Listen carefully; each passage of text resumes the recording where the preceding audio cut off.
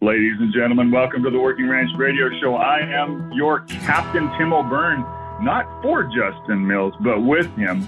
Because of this superstorm that we're all going through this weekend, we had to shuffle a few things around, and it's my turn. Somebody left the door unlocked in the editor's shack here, so I busted out, and I'm taking over this program, and we're going to find out a little bit more about your host, Mr. Justin Mills. We'll be right back.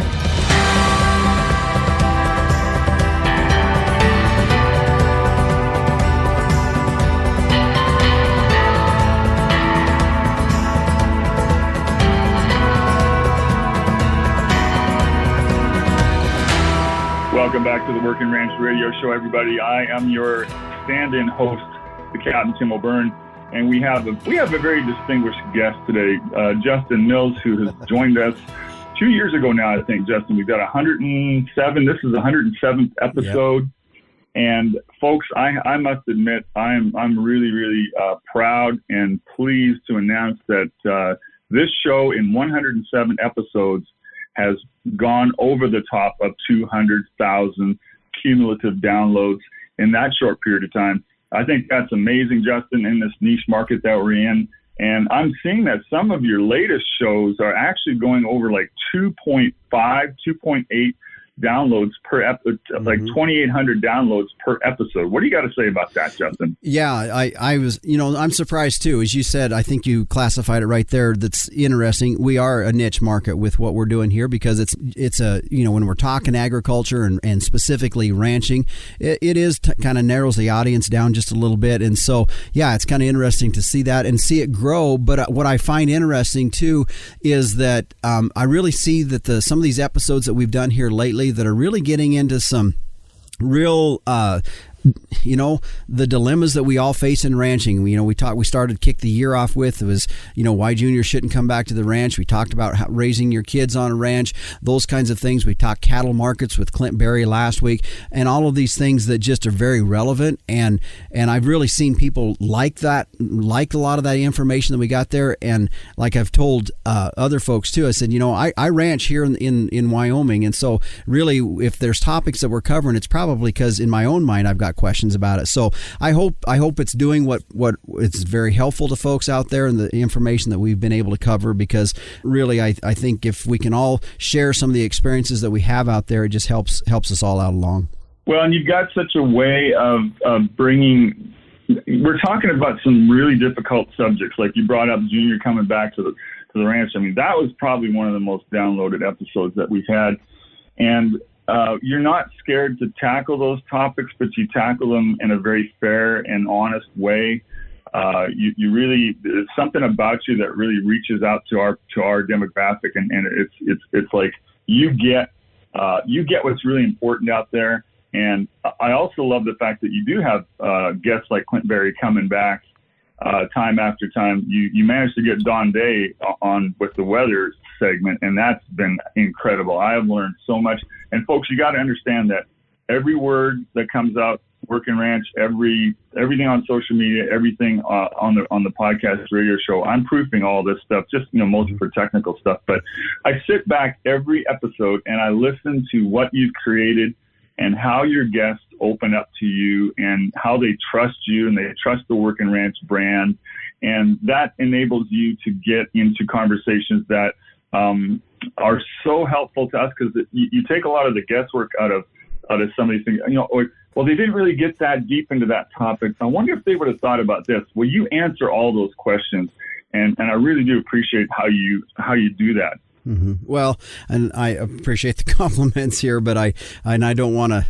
This show, I'm going to be honest with you, is going to be tough for me a little bit, because the last person I want to talk about is myself. But I know at the same time that we have had folks say, "Let's find out more about what you do on your ranching operations." And so that's kind of you and I. A few weeks ago, you'd sent a text out or an email out and said, "Hey, I need to interview at you some point so you can talk a little bit about what you all do." And so So that's kind of where this is coming from. It works good, as you said at the beginning. We're getting hit with a pretty good winter storm up in our part of the country. I know folks down in the southern part of the country, maybe not quite as much. It's been rather hot down there, but today's show will have that opportunity to do that. So, one of the things that we always do in this first segment is a little bit about what's on your mind for the week. And so I asked you before we went on air, I said, are you going to have since you're kind of the main host for this week's show, are you going to have your 2 cents or anything? You say, oh yeah, I got something. So what's on your mind this week as we look at what's Tim's 2 cents this week? Mine is like some folks ask me sometimes, are you a glass half full guy or a glass half empty kind of guy? And I guess there's 2 answers to that. I got a third answer. I'm a dang glad I got a glass kind of guy, and I live in a free country, and I'm able to go out and fill that cup and maybe share it with other people. That's my 2 cents. Well, that's pretty short and sweet. I think the point of that, too, that I can identify with is just being grateful for the opportunities that we have. So appreciate that. Real quick, I know I do, and I mentioned this last week, the March issue of Working Ranch Magazine is out. Everybody should have their copies of that. Boy, another great issue of good articles. In fact, I pointed to the one that meshed up with our DNA topic that we had last week that's written in there too, but just another great issue. We've been blessed to have the same writers for probably like the 17 years that we've been doing this. We've had a lot of the same writers just continually with very little input from our end.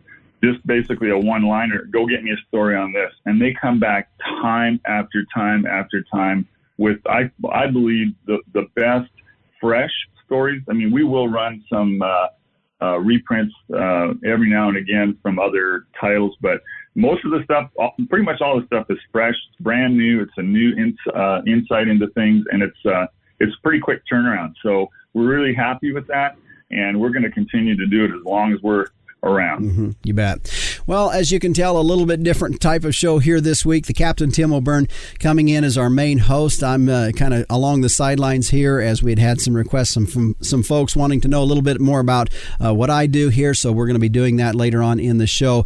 But I did want to let you know we were on tap for this week. We were going to be doing a show on year-round grazing. That was the plan. However, with this big storm that we had, it kind of threw things into a lurch for some of the guests that I had lined up. Vance Mitchell out of southern Lolita, Texas down there was joining me. Now, he had no problem making things work with the type of weather they have. However, for my guests up in the northern part of the country, a little tougher for them with the amount of snowfall and wind and the cold weather that we experienced. So we're going to hold that off. That'll be on our upcoming show. In addition, I might also point out that Jim Garish is going to be joining us as well later on in another show as we're going to continue talking about year-round grazing. He's got the book called entitled Kicking the Hay Habit. So he's going to be a guest down the road for us as well. So be sure to tune in for that. Just a quick shout out here today to Chimney Rock Cattle Company out of Concord, Arkansas. Their sale coming up on March 28th. They'll be selling 160 head of Brangus and Ultra Black Bulls along with 200 head of commercial females. And these cattle, they're bred to be adaptable in multiple environments. They're resilient to heat, consistent quality with a docile disposition, all bred into one. Good cattle there. If you want to find out more, you can go to GenePlusBrangus.com. You can find more information on Chimney Rock Cattle Company's sale. Also, you can request a catalog as well. Be looking for that sale coming up on March 28th. Well, before we head to break, I do want to thank our sponsors of this segment, the American Simmental Association. And a few years ago, they did a survey with several different commercial producers. And did you know that one of the largest growth in bull breed types that those commercial producers were interested in purchasing were bulls with Sim genetics? Heterosis works, which is why with Simmental, it's more per head, period. Find out more at simmental.org. Well, stay with us. When we come back, Captain Tim O'Byrne sitting in as main host. I'm Justin Mills. I'll be back with him as well when we return on the Working Ranch Radio Show. Starting off in the right direction is essential to gaining an advantage later when you go to market your calves. And I have proof that the right direction is with Sim Angus sired calves. A 2020 study by K-State showed that Sim Angus sired steer calves earn more at sale time than all other breed-identified sire groups with at least 50 lots represented on Superior Livestock's 2020 summer sales. The proof's right there. For low-risk, high-potential calves with earning potential, be confident that Sim Genetics will give you more per head, period. Stand strong, Simmental. Welcome back to the Working Ranch Radio Show, everybody. I am your captain, Tim O'Byrne, and I am the guest host on this show today. I have a fresh, hot cup of coffee in my Working Ranch coffee cup, and I'm ready to find out a little bit about what makes our actual real host, Justin Mills, tick. Justin, are you with us? Yeah, I am. I'm here. And thanks for helping me out here this week. Yeah, well, I mean, everybody's basically snowed in. I did a post on Facebook last night that said, hey, everybody, we'll check with you and hope you make it through this big storm. And even like down here, people think the Southwest is free of that, but the highway east and west of Flagstaff, Arizona, I-40, it's been shut down for 2 days. And I mean, it's a big deal. There's a lot of snow down here, so it's all over the place. Yeah. But we'll make it through. Yep. Let's get back to you, Justin. Tell us about. I want to get into your family history and how, obviously you're in Wyoming area. Your family's been there for quite a while working with livestock. Take us back and start at the beginning. Okay. Well, the Mills family, which is where, my family, and then of course we can kind of touch briefly on my mom's side of the family too. But on my particular, my dad's side of the family, the Millses would have come out of, as many homesteaders did back in the day, came out of the Midwest of usually Iowa or eastern Nebraska. And a lot of them headed out this way because, it was where things were happening and there was land to be that you could get on your homesteads, and so they moved into eastern Wyoming and homesteaded near what is now the town of Wright, Wyoming, and now at this point in time, some of the largest, or one of the U.S.'s largest open pit coal mine is close into that area as well. And so they homesteaded there, and at the time, of course, as a lot of homesteaders did back in those days, they brought the same concept that they did, whether they were in Illinois or Iowa or Missouri or those places, which usually involved, what a lot of old-time farms were. You had little pigs, you had some sheep, you had some chickens and some cattle and some things like that. And they tried to do that out here. In fact, I believe they had pigs out here, which were really not known for a state of having a lot of pigs, but it's wide open, and it was it's in the grasslands, Thunder Basin grasslands of Wyoming, and very open ground. And at that particular time, there was back in the in the early 1900s, that was still where there were some very large ranches or families that had ranches. And one of those families was by the name of Keyline, and they were a very, very large ranching operation that went up into the Black Hills of Wyoming to as far south as, I believe, almost like Lusk and maybe further Lusk, Wyoming, and they covered a really pretty good size country. Well, as the folks start coming in and homesteading, then that started to shrink a little bit up in those for them.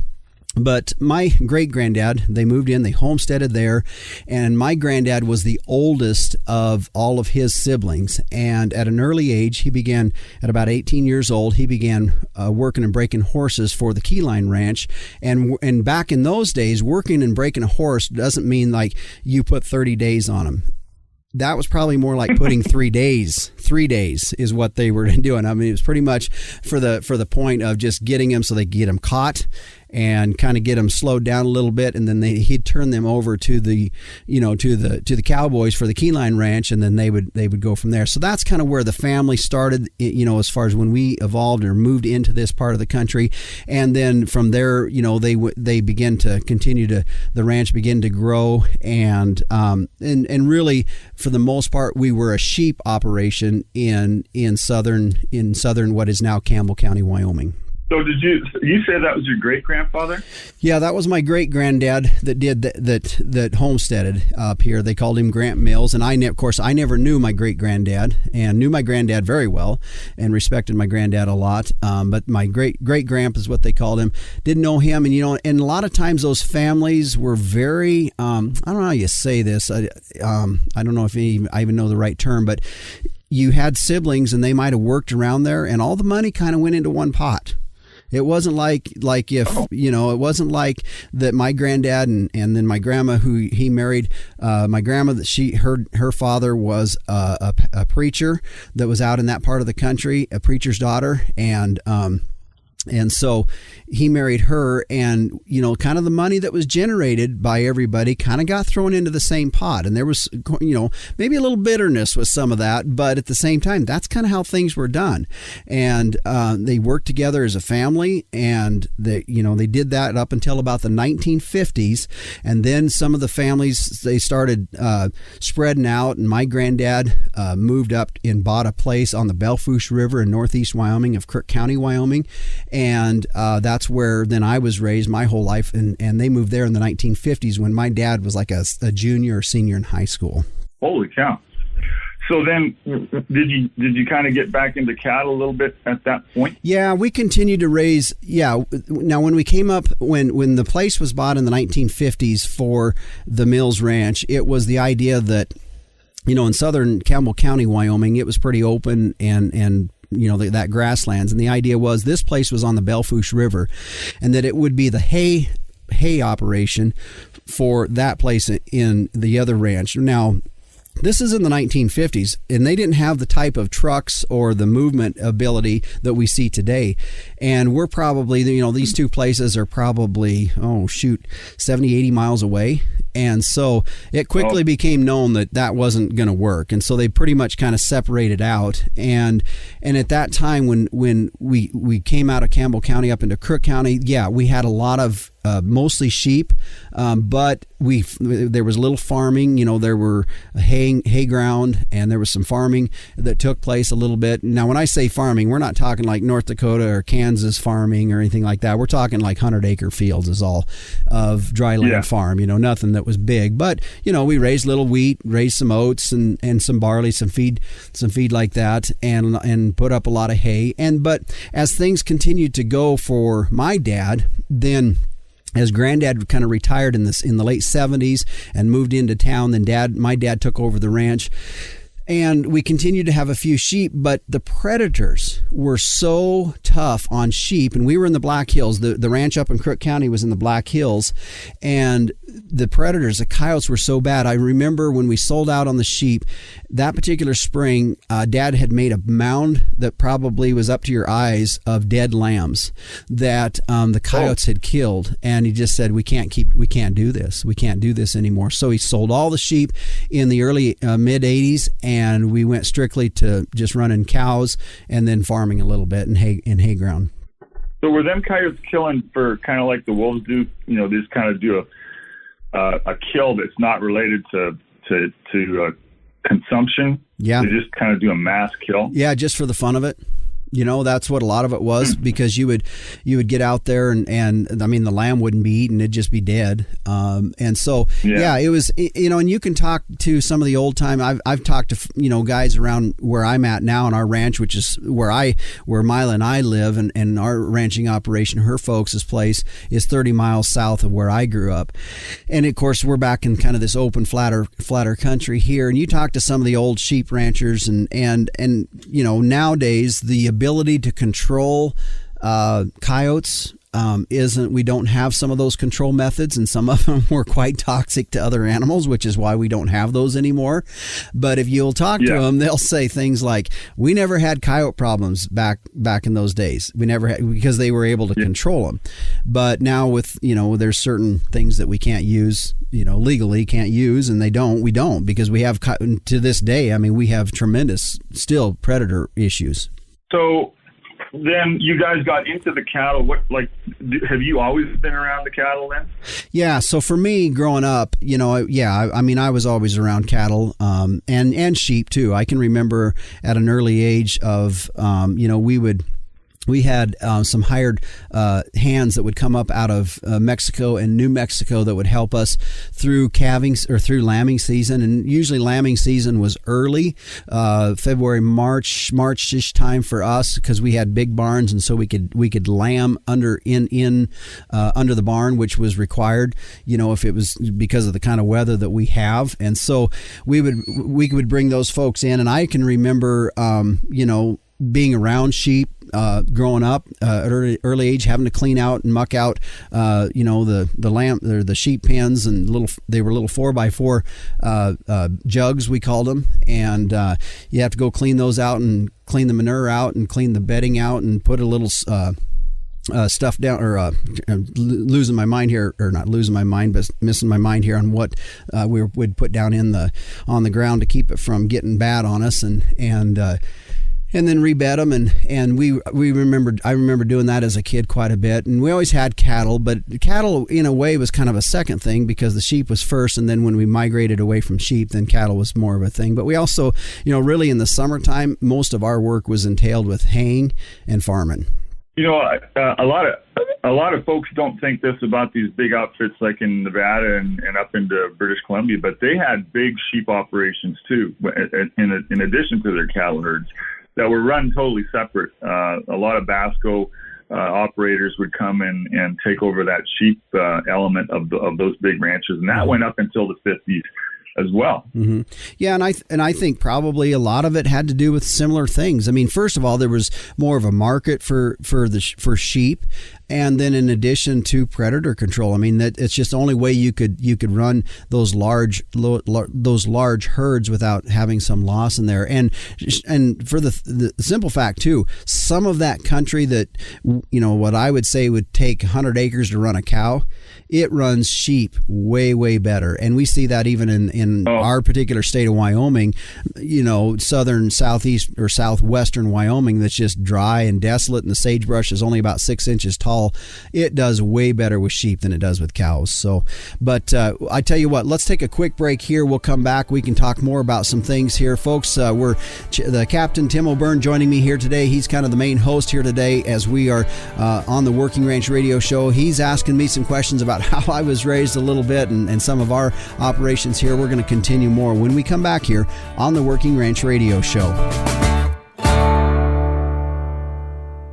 Don't keep your cow-calf herd data in a notebook. Keep it in the cloud with Performance Ranch and say so long to decoding handwritten notes. Performance Ranch is an easy-to-use app that simplifies record-keeping and makes decision-making easier. Keep track of herd inventory, monitor health records, and manage costs, all from your iPad or iPhone.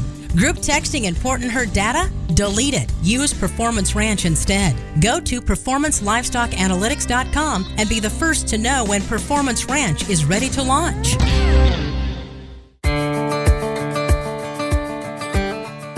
Welcome back to the Working Ranch Radio Show, everybody. I am your Captain Tim O'Byrne, and I'm very honored to be asked to be the guest of.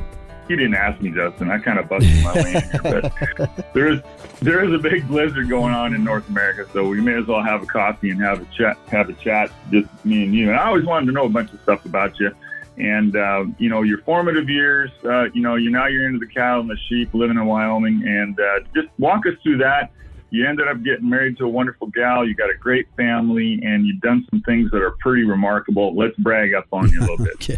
Well, I'll tell you about how I was raised, and we've talked a little bit about that in the previous segment. And I guess I come from a family. There's seven. I have seven brothers and sisters, 4 other brothers and 3 sisters, and so a large family. And where are you in the mix there? I am number 7 of 8. I'm number 7 of 8. So I'm the lucky number 7. And I've got one younger brother than me that's lives here close to, and actually he's now living back on the main ranch that we grew up on. His name's Brian, and he's back there. And so yeah, we when Mom and Dad moved out to the ranch and then took that over in the 70s from my granddad and grandma. Dad continued to do some of the same things that his granddad or his dad had done, and we talked about the fact that we had to sell out of sheep because of predator control. But one of the things that, as I grew up, I took in as a project, and some of it I've evolved into my years and time in FFA, was I got 20 head of bum lambs, and from there I took that money and I went into my relatives that back on the homestead place, the Millses that are south of Gillette, and I went and bought 20 head of ewes out of their buck herd, they called it. And I don't remember, I think at the time it's like $150 or $200 a ewe, which was a lot of money at the time. It still is, maybe to some extent. But I bought those ewes from them, and I remember that day it was cold, windy day, and they just pretty much let me pick out of the bunch, and so that's what started my sheep herd. And so I did that, and my involvement continued as I continued it through high school. In fact, this last week was National FFA Week, so big shout out to all the FFA chapters out there and the kids and the members that they're doing, and also the ag teachers. I think that we need to think about them and thank them as well. I think it's important, and I think there's a lot of us that have made a lot of memories through FFA, and a lot of that roots back to a good advisor or advisors that helped you out through getting your green hand to green or chapter degree or your state or American FFA degree. So just want to recognize those folks. But FFA, as I was telling the kids this last week when I was sitting in the classroom talking to them, to me it was I remembered it like the equivalent of when I finally learned to ride a bike. And they kind of looked at me funny, I felt like they looked at me like a border collie looks at you when you're talking to them and their head's a little tilted, and and I said the reason I equate FFA to the idea of when I learned to ride a bike, because on a ranch, when you learn to ride a bike, it's a whole new world. You get to go do things, and there's go places. And so that was my equivalent to the kids last week as I was talking to them about the opportunities in FFA. But I continued on, was the state FFA officer for Wyoming, and continued to go through college originally was going to wanted to be a veterinarian, but I realized that quickly that was going to require way too many biology classes, and that wasn't really my forte.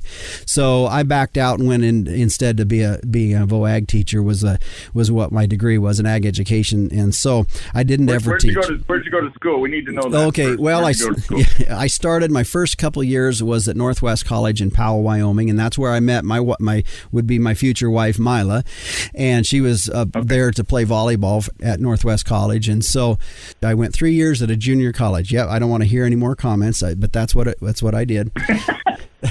So I finished up down at the University of Wyoming and got my agricultural education degree and student taught. And in that process, while I was in college, had been working for a company out of Eau Claire, Wisconsin, and it was a guy by the name of Al Snyder. And if there's anybody that's former FFA members out there that are listening and maybe from around the country would know Al Snyder, he's been involved in FFA and was originally from Wyoming, but he hired me to go to help in his company as being a installer and trainer of computer systems in veterinary clinics. And so I did that, and it was a great job. I got to see all parts of the country because I traveled all over, including Canada, for about 3 or 4 years there. But the travel was really hard. And by that time, Mila and I had graduated from college. She had one more year down at the University of Wyoming to finish up. And travel was that was hard on getting on first year marriage, any marriage, to be traveling that much. And so I decided not to, I resigned that job and applied for a job in Billings, Montana at the Northern Broadcasting System. And I'd grown up as a kid listening to the Northern Ag Network while we were farming, and in the summertime or in the hay tractor, and so I got a job there in marketing, and then later that moved into 3 years after being there in marketing, I moved over into continuing to do sales, but also being a broadcaster and reporting on pork bellies and cattle futures and all that kind of stuff. They don't even do pork bellies anymore, but they did back then, and that was in radio and TV. And so that's kind of what started me down that road, which is kind of where I'm at here today with you as well. And so that was in Billings for for 6 years, and then later on went over to and worked as the CEO and the general manager for the Northern International Livestock Exposition, which is a big livestock show, trade show, and we had other events throughout the year. So that's kind of where my professional career was here before I moved back to the ranch. So you and Mila did get a chance to explore other places together and have a home, for a few years here and a few years there. Yeah, we did. We lived in Laramie, and then we lived in Billings. We lived in Billings for 15 years, and then in 2013 is her folks were wanting to kind of step back a little bit from the day-to-day activities of their ranch near Upton, Wyoming, and that's down in Weston County, Wyoming. And so that's when we decided we kind of prepped for this for about 2 or 3 years, and we decided, and then 2013 we moved I moved the family here and continued to drive back and forth. It's about a 4-hour drive to Billings, and would drive on the weekends back and forth. And we did that for about 6 months as we wanted to get the kids started in school in 2013. So that's when we moved back here and began leasing the ranch from Mila's folks from them. And so that's kind of what started us back. So we're looking at about 10 years on that. So I think at this point, let's take a break. And when we come back, Captain, how about we can get into what I'm doing here on this ranch, because I know some folks have had some questions about that, and I don't really like talking so much about myself as much as maybe some of the things we've been doing here, and I think folks would be interested on that. So we'll do that when we come back here on the Working Ranch Radio Show. Cattle producers, here's a way to put more dollars in your pocket. Put the Amafirm advantage found in all Gain Smart mineral to work in your cow herd. Amafirm is the industry leader in increasing fiber digestion. In fact, research shows putting Amafirm to work increases forage utilization by 10%, reducing overall forage costs and allowing you to graze more animals per acre. That's a big-time return on your investment. To find which Gain Smart mineral formula is right for your herd, visit gainsmart.com. Welcome back to the Working Ranch Radio Show, and it is my esteemed pleasure to be interviewing our regular host, Justin Mills, and we've learned a lot about him, and I'm very happy about that. I want to ask you this question, Justin. When you guys got back to the ranch 10 years ago, what was that like? Like, what did that feel like to get out of the grind and just step out the front door in the morning, watch the sunrise, smell that good, fresh country air, and just you're master of your own destiny? Well, I can take you to the place one morning that I was at, and it was out at we have what we call cow camp, and it was the old original homestead of Mila's great granddad, and so we still have that place. There's no electricity out there. It's still the corrals and the main facilities are out there. And I remember being right there in the yard one morning and realizing that I probably didn't even need to have my cell phone because there was no reason for anybody to call me.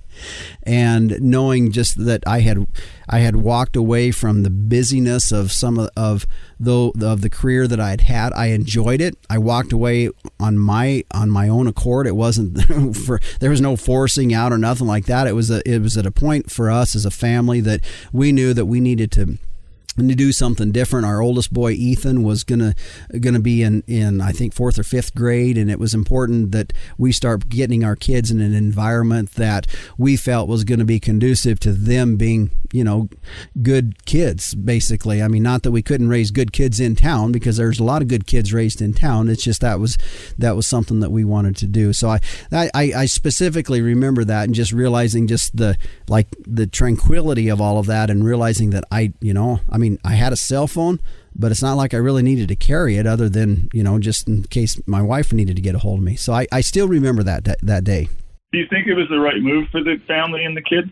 Oh, I absolutely do. I think for them, especially just the idea of having things that they have to be a part of here from from the agricultural side. I think that's important that they understand that we don't. I think that's part of what's sort of an issue with our society today is, and maybe in ways no fault of their own, other than, I used to always say, well, we're 3 and 4 generations away from the family farm. We're further than that today. And, back in, 20 years ago when I would give talks and I'd say, people would talk about going to grandpa's farm. We don't even say that now. Because grandpas don't have farms. Grandpas grew up in town. Now we're that far removed. Our grandpas might have been on a family farm, but in every step along the way that we get removed from agriculture, it's spooky to me, because then the idea that these kids being around as you and I were talking one time, the aspects of seeing life happening just as we are right now. We're right in the middle of calving season for a lot of folks, or lambing season for some folks, seeing life, but at the same time also seeing life go away in the fact of death of a calf that's born, or a cow, or your horse, or your dog, or things like that. We don't want to. That's not a fun thing to have to go through, but it's life. And I think some of those kinds of things, and then the work that's required of them to be a part of our deal, all of those things are valuable to these kids. The work and the reward after the hard work, I think, is really important too. Mm-hmm. And would you say that? Would you be confident in the next generation of ag kids, especially in the beef industry? Because I know I sure am. I'm very confident. And I'm very, very happy with their motivation and the fact that they're kind of picking up where we left off and actually taking the lead in some of this other, tech stuff that we need to, we grappled with. Well, you didn't, because you're a tech genius, but the rest of us guys did. I'm pretty happy. What do you think about the kids coming up? Yeah, I am too, and here's why. Because I think we're finally to get some things pounded through in this, and this is the cliche we've heard. Why do you do this? I do it because that's how Grandpa did it, or that's how Dad did it. And I think now that has been kind of pushed out enough for kids to know that, not to disrespect Grandpa or Dad, but maybe that's not how we should do it going forward.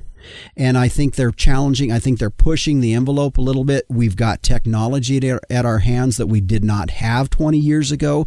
Technology continues to avail itself to more opportunities. And so you take that with the idea of kids that are wanting to push the envelope, and I think you're seeing now a crop of young ranchers and new ranchers that are opening different doors, that are just basically maybe challenging some of the traditional methods, and again, for me, I feel there needs to be a balance. I don't think you can just throw everything out that we've done traditionally and completely out and say it's absolutely useless.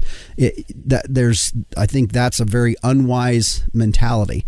But I think it's just as unwise is to not at least challenge some of those things and say, okay, how can we make that better? And I see the new crop of young kids coming in, young ranchers, and I'm saying anywhere from the ones that are right now in college and learning some business principles to the ones that are, in their 30s and 40s that are going back to the ranch. I do think we have some real hope and future with those folks.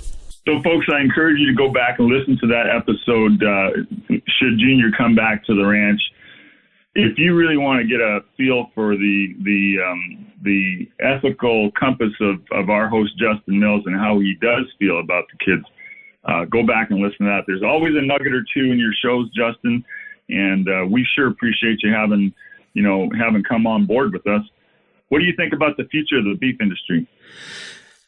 I think there's always going to be some challenges. A couple of weeks ago when we had Clint Berry on, and we were rehashing a little bit what we'd heard from the Cattle Facts report down at the Cattle Industry Convention that you and I were both at in New Orleans.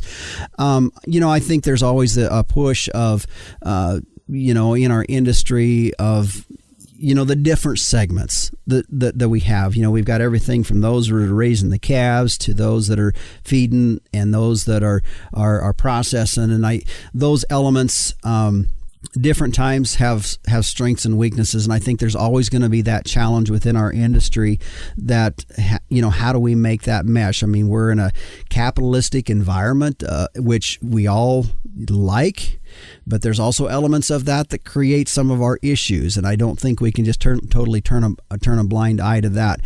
I get a little concerned sometimes when we have so much divisiveness within our industry in terms of seeing the multiple ag groups that are out there, and I realize that there's some validity to having the multitude of groups, but I mean, I don't want to sound really cliche-ish, but I mean, the words of divided will fall. I just think to me that's a big issue, and if we can't get united on some issues, it's going to be really tough for us. And I know as ranchers, as agricultural people, we like the independence that we have. We have independence every day for the most part, when we can step out and if we wanted to feed the cows at 7 o'clock this morning, we can do that. Or if we want to wait till 9 o'clock, we can do that. That's that independence, and it breeds itself into other areas of our lives. And that independence then takes us down the roads of some of the political issues that we see. And if we don't, I don't know that it's necessarily just the ranching industry. I think it's partly our society is just in general, and that if we don't like what we hear, we just pick up our toys and we go find another sandbox. And sometimes that's not the best way to handle it. Sometimes we need to hash it out and figure it out so that we can stay united. I'm very happy with the industry, the direction it's going, because when I first started doing this back in the 70s and 80s, there was no connect between the cow-calf producer that was selling 500-pound calves off the ranch to, like either trucking them to the sale barn or selling them private treaty to somebody. There's no connectivity between the cow-calf guy, the feed yard, the sale barn, the packer, and the, coming out the back door getting to the meat case. There was none at all. Today, we understand pretty much universally throughout our industry, and I've seen it through the pages of Working Ranch and through your radio show and social media, that we are absolutely connected to. We are taking grass and turning it into wholesome protein, and that part I really like. Yeah, and I would say too this, and I'm going to use the S word, and it's going to be sustainable. And I'm not necessarily meaning the green sustainable. I think we're sustainable in all aspects is really becoming a focus that I think is really good, because we know that if we want to be in operation down the road, we need to be sustainable. That means we need to be sustainable with our ground, our soil, our resources there, our finances, our family, and our community, and our industry as a whole. And that, to me, I will say that gives me a lot of hope.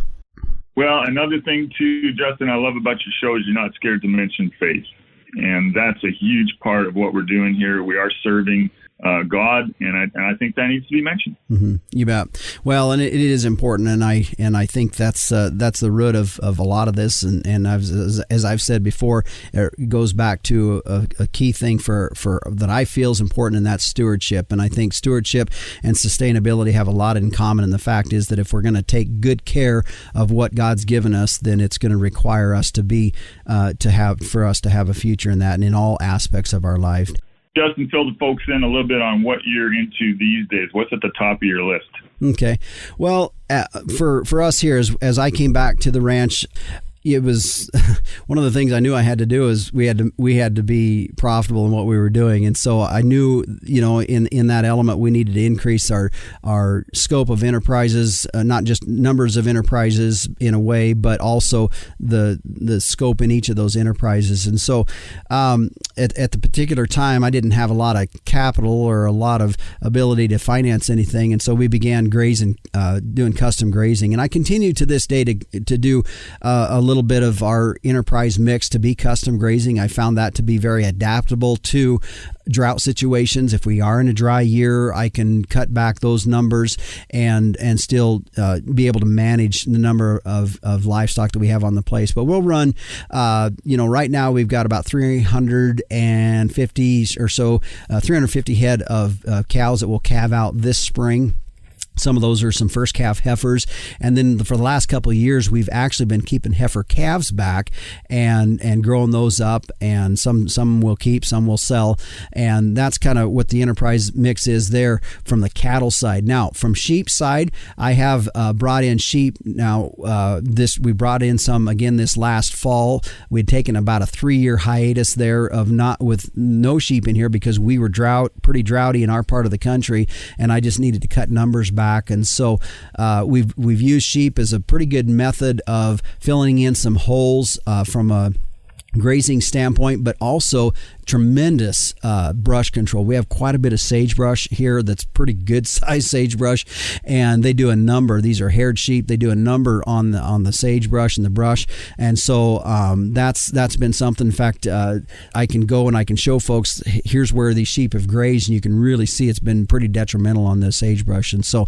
that's kind of where we're at with that. One of the other things in all of that too is getting some of our large pastures, or most of our pastures, I should say, broken up into smaller paddocks that allows us to do I'm going to say we're doing mob grazing. We're not, because it's not that, but it is more intensive grazing, and we've continued to do that at the same time knowing that in order to effectively do that, we've had to improve our water. And when I came on the place, I had decent water, a well with several tanks spread out throughout the place. We've continued to add more to that the last several years with the idea that from any point where a cow's standing on the place, she'll be within good water within a half a mile's walk. And so that's been kind of the goal. Wow, that's pretty good. And so that's what we're continuing to try to do. And that's helped our turnover, which would be your numbers. Your numbers are your amount of cattle or livestock you're running through the year.